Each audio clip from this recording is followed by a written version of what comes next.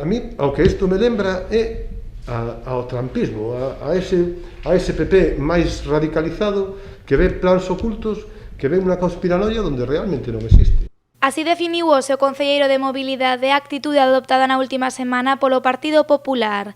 Tanto os populares de Pontevedra como os de Poio criticaron nos últimos días a decisión de pechar o tráfico nesta rúa.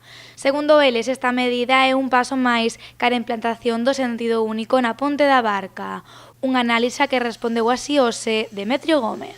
Non hai plans ocultos na cidade, isto non hai ninguna conspiranoia ni nada parecido. Xa sei que o PP cada vez se parece máis a Trump, pero caramba, nesto se podían ir tendo un poquito de cuidado, que se lo miren. Non hai ningún plan oculto, nós temos un proxecto de goberno que é moi claro e dixémolo claramente. Raíña, Victoria, córtase porque os chavales e as rapazas de Pontevedra precisan espazo diante dos seus centros de ensino e adaptamos as solucións aos centros de ensino que o precisan.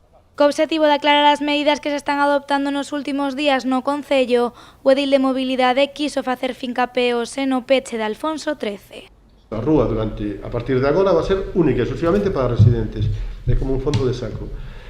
En horario de recreo, que xa vistes, xa sabedes que tanto o Colexio Frevel como as Doroteas non teñen patio de recreo para todos os seus alumnos e alumnas. En horario de recreo, pois será para patio de recreo única e exclusivamente e non poderá entrar en vehículo privado ni en vehículo ningunha persoa. Enmarcado tamén nas medidas de prevención da crise da COVID, Demetrio Gómez anunciou hoxe unha nova proposta. O Instituto Valle Inclán solicitou utilizar unha parte do paseo de Montero Ríos para uso exclusivo dos alumnos.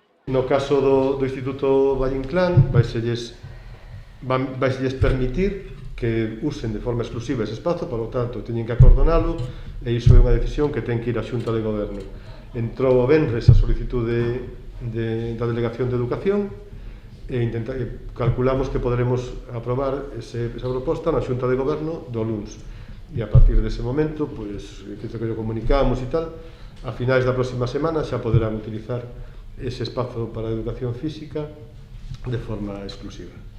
Ao igual que acontece co peche de Alfonso XIII, esta medida foi trasladada á Consellería de Educación e podería entrar en vigor nos próximos días.